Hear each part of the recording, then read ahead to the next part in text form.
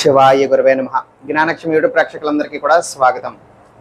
అధికారులని ఆకర్షించి వాళ్ళ దగ్గర నుంచి మీరు సరైనటువంటి గుర్తింపు, నమ్మకము, అభిమానము అనేటువంటివి సంపాదించుకునేటువంటి విధంగా, అలాగే మీరు కోరుకున్నటువంటి విధంగా వాళ్ళు మీ యొక్క మాటకి విలువనిచ్చి, గౌరవాన్నిచ్చి, నమ్మకం ఉంచి మీరు చెప్పింది కోరుకున్నటువంటి విధంగా వాళ్ళది నెరవేర్చేటువంటి విధంగా ఒక అద్భుతమైనటువంటి యంత్ర ప్రక్రియ ఒకటి ఉన్నది.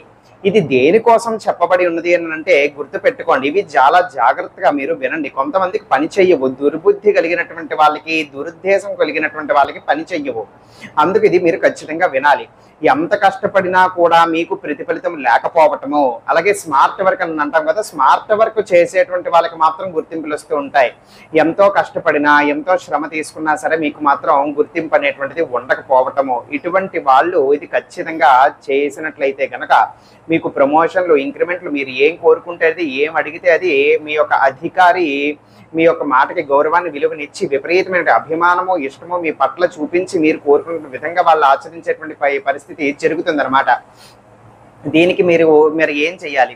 ఏ రోజు అయినా సరే చెయ్యొచ్చు. ఉదయం పూట మీరు స్నానం పూర్తయిపోయిన తర్వాత మీకు కావాల్సినటువంటి సామాన్లల్లా ఒక రావి ఆకు కావాలి, కుంకుమ పువ్వు, పచ్చకర్పూరము, గంధము కావాలి.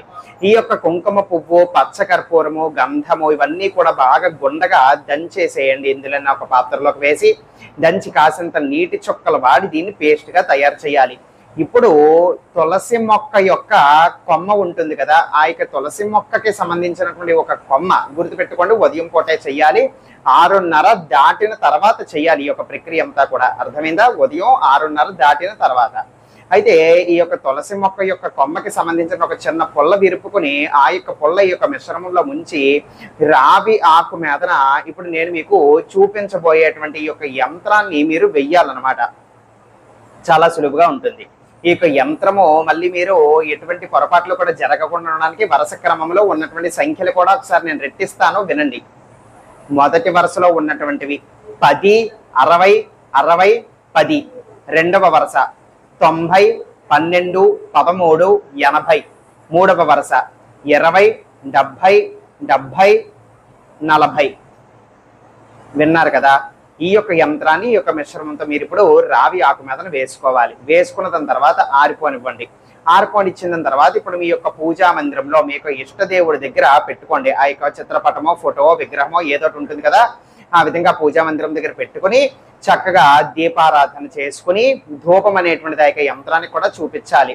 ఒక 2 పుష్పాలు ఏ ఉంటే అవి, మన ఇంట్లో ఉంటే అవి, లేకపోతే బయట నుంచి కొని తెచ్చుకుంటానన్నా కూడా కొని తెచ్చుకోవచ్చు. బంతి పువ్వులు మాత్రం పూజకి పనికిరావు. బంతి పువ్వులు తప్పించి పూజకి పనికొచ్చేటువంటి ఏ పువ్వులైనా కూడా మీరు తెంపుకోవచ్చు, లేకపోతే కొనుక్కొని తెచ్చుకొని ఒక 2 పువ్వులు వేసుకోండి.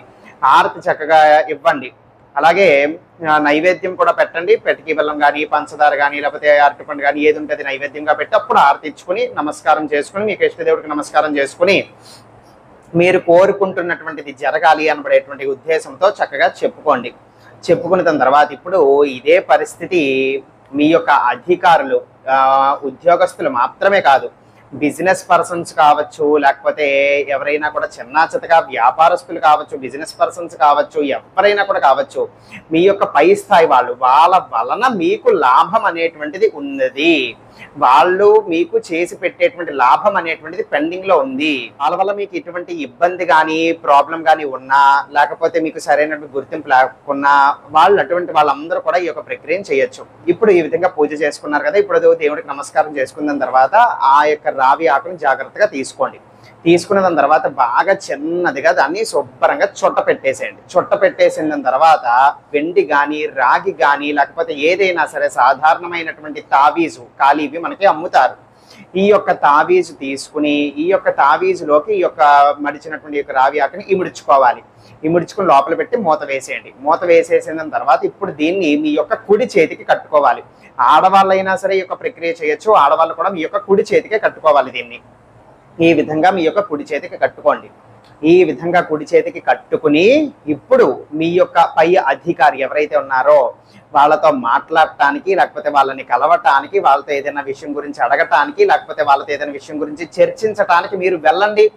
ఏ సంఘటన మీదన, ఏ పరిస్థితిని మీదన, ఏ విన్నపముతో, ఏ సలహా కోసమో లేకపోతే ఈ దేనికోసం మీరు వెళ్ళినా సరే తప్పకుండా వాళ్ళ నుంచి మీకు వచ్చేటువంటి రిజల్ట్ పాజిటివ్గా ఉంటుందన్నమాట. ఉదాహరణకి ఇప్పుడు మీకు సెలవులు ఇవ్వట్లేదు, ఎంతో కష్టపడి పనిచేశారు, చాలా మందికి సెలవులు ఇస్తున్నారు, మీరు సెలవులు అడగడానికి వెళ్ళాలనుకున్నారనుకోండి, వెళ్ళి అడగండి, పాజిటివ్గా రెస్పాన్స్ అనేది వస్తుందన్నమాట.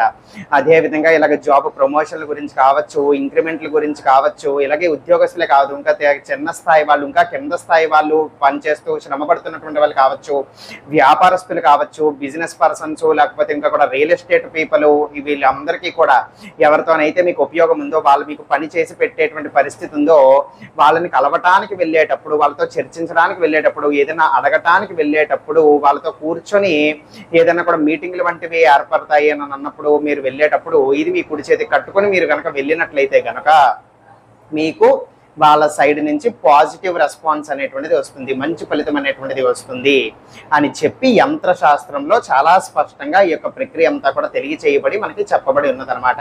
కాబట్టి అందరూ కూడా చక్కగా దీన్ని చేసి దీని యొక్క ఫలితాలు అనేటువంటివి చక్కగా పొందవచ్చు అనమాట. సర్వే జనా సుఖినో భవంతు. శుభార్పణమస్తు.